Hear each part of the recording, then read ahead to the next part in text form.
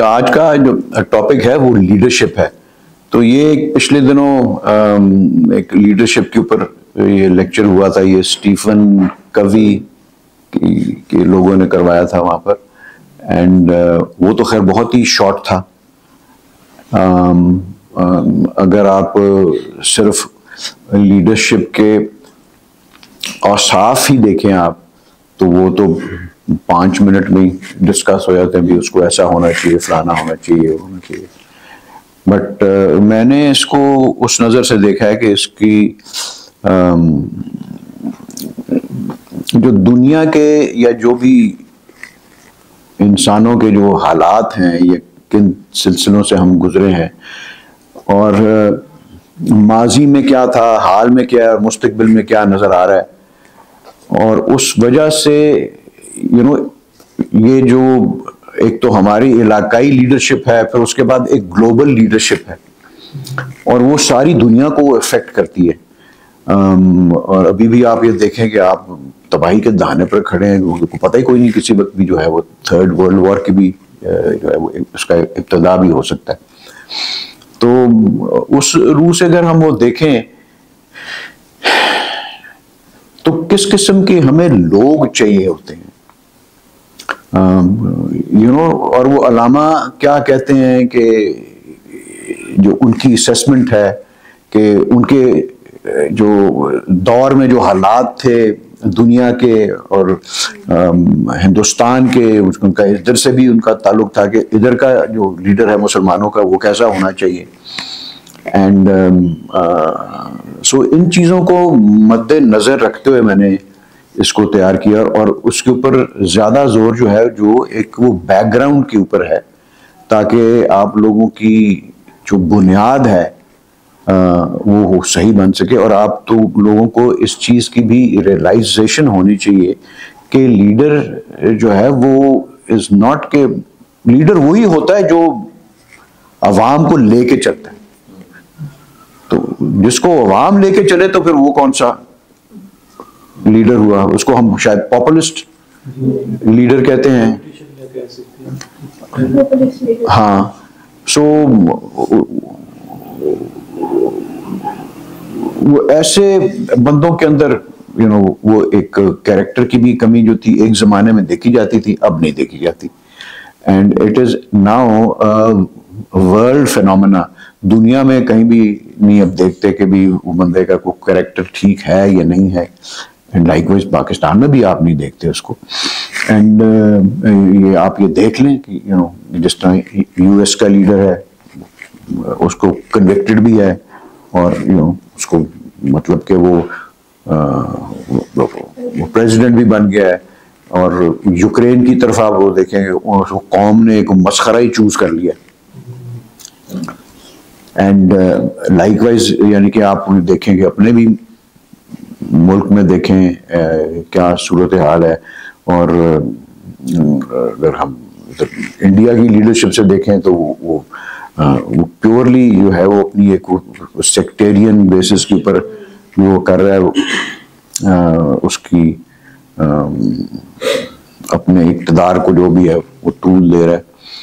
سو یہ سب چیزیں ہیں, ان کو دیکھنا چاہیے اینڈ اس کو سمجھ چاہیے کیوں ایسے لیڈر کے اندر کون سے اوصاف ہونے چاہیے جو کہ واقعی آپ کے لیے ایک آپ کو لے کے آگے فیوچر میں لے کے جائے. اینڈ جو ہے وہ صرف یعنی کہ یہ اصول تو لے ڈاؤن کر دیا رسول اللہ علیہ وسلم نے کہ انہوں نے تو ایک ملٹی وہ جو کیا کہتے ہیں پلورلسٹک سوسائٹی کی بنیاد انہوں نے آپ کو رکھ کے بتا دیا. سو اصول جو ہیں جو ہے وہ لے ڈاؤن ہو گئے ہوئے ہیں, اور اسی کو ہم وہ دیکھیں گے کہ وہ ہمارے لیے کیا ہے and how are leaders should be. اس میں یہ ہے کہ ہر کوئی جو ہے وہ لیڈر تو نہیں بن سکتے, لیکن کم از کم آپ میں وہ لیڈر کو چوز کرنے کی صلاحیت تو ہونی چاہیے نا, اس کو پرکھنے کی کیپیبلٹی آپ کے اندر ہونی چاہیے. لیڈر کو ہم جب چوز کرتے ہیں تو اس میں کیا ہمیں وہ نظر آتا ہے؟ ہم تو یہ دیکھتے ہیں نا کہ مطلب وہ لیسر ایول چوز کر لیا. تو جب وہ کہتے ہیں نا وہ ایول از اسٹل ایول, وہ لیس ایول ہی ہوتا ہے, تو بعد میں پھر اٹ بیکمز کمپلیٹ ایول. سو یہ ہے, اس کو تھوڑا سا لمبا ہے لیکن اس میں نے کافی کچھ جو ہے وہ چیزیں جو ہیں وہ شامل کرنے کی جو ہے وہ جو ضرورت محسوس کی. سو ہم اس کو دنیا کی تاریخ کے اس کو تناظر میں دیکھتے ہیں کہ اگر ہم دنیا کی تاریخ کو جو ہے اس کو 3 حصوں میں یا 3 ادوار میں اس کو تقسیم کر سکتے ہیں. ایک پہلا تو جو تھا امپیریلزم, جس کو ہم ملوکیت اور شہنشاہیت اور یہ اس چیز سے یہ جانتے ہیں. یعنی کہ اس دور میں کیا تھا کہ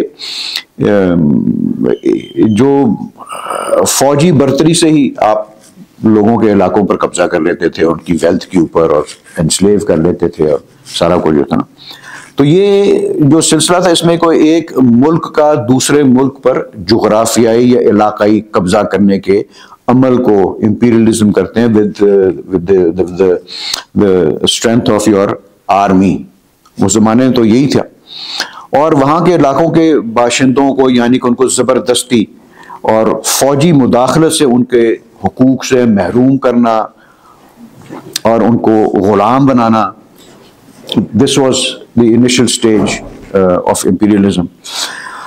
امپیریلزم کے بعد جو دور شروع ہوتا ہے جب وہ تو اس میں ہم وہ دیکھتے ہیں جس کو ہم جانتے ہیں کلونیلزم کے دور سے. جس کو ہم وہ کہتے ہیں استعماریت, ایک نو آبادیاتی نظام. تو اس میں یہ تھا کہ کسی دوسرے ملک کو اس کو ایک سیٹلمنٹ بنا کر, نو آبادیاتی بنا کر, اس سے مالی یا دیگر فائدے حاصل کرنا, دوسرے ملک میں ہجرت کر کے جانا اور وہاں کی آبادی کو وہاں پر جو ہے اس پر قبضہ کر کے بے دخل کر دینا, جس طرح کہ فلسطین کے اندر کیا ہے اور وہ کروایا گیا ہے, یہ مغربی ممالک نے وہ کروایا ہے اس کو. سو یہ جو تھا کولونیلزم, یہ سب کچھ اس کس آڑ میں ہوا؟ تجارت کے آڑ کے اندر جو ہے یہ انڈیا بھی ٹیک اوور ہوا. وہ جو that East India Company came here on the pretext of trading with the Indian people. So تجارت کے فروغ کے بہانے سے مغربی ممالک نے اس عمل کے جو ہے وہ مرتکب ہوئے. پھر کلونیلزم جو تھا وہ ایک طریقے سے اپنے اختتام کو پہنچ رہا تھا, اور مطلب پھر ایک دنیا میں چینج آ رہی تھی. اینڈ پھر جو ہے وہ کیپٹلزم کی ابتدا ہوئی, جس کو ہم وہ سرمایہ داری نظام کرتے ہیں. تو بظاہراً تو سرمایہ داری نظام سے جو ہے کوئی ایسا معاشرتی نظام ہے جس میں پرائیویٹ افراد, ادارے اور جو ہیں وہ پیداوار کے ذرائع پر جو ہے وہ ملکیت کا حق رکھتے ہیں وہ, اور ان کا واحد مقصد جو ہے وہ منافع بنانا ہوتا ہے. وہ so what you learn in economics is maximization of profits. لیکن اس نظام کے تحت مغربی ممالک نے تیسری دنیا کے ممالک پر بینکاری, فائنینشیل انسٹیٹیوشنز کے ذریعے اور یہ جو بھی سود خوری کا جو ذرائع ہیں ان سے ان پر ایک طریقے سے معاشی قبضہ جو ہے وہ کیا ہوا ہے. So it is like extended rule through economic dominance. یہ سلسلہ چل رہا ہے, and this is like a rampant ہے, and ہم بھی اس کے ایک وکٹم ہیں ایک طریقے سے. ہاں تو وہ یہی وجہ نا. لیکن بس آپ یہ ذہن میں رکھیں کہ ان تینوں نظاموں کا مقصد جو ہے وہ ایک ہی تھا اور ایک ہی ہے, یعنی کہ کمزور ملکوں اور قوموں کو مغلوب کرنا, ان کے علاقوں پر, ان کی دولت پر, ان کے قدرتی وسائل پر قبضہ کرنا اور ان کو غلام بنانا. اب غلام جو ہے وہ ڈائریکٹ بھی آپ بنا سکتے ہیں, آپ پھر اسی ڈومیننس کے تحت بھی جو ہے وہ اپنی مرضی سے ان سے جو مرضی آپ کو کرواتے جائیں. تو اور اپنی قوت میں اضافہ کرنا. اگر ہم گہری نظر سے دیکھیں تو مستقبل کا یعنی جو ایک سائنس اور ٹیکنالوجی کا بھی جو دور شروع ہو چکا ہے, خصوصاً اب یہ آرٹیفیشل انٹیلیجنس کی جو ہے وہ بڑی ریپڈلی اس کے اندر وہ چینجز آ رہی ہیں اور آگے وہ بڑھتا جا رہا.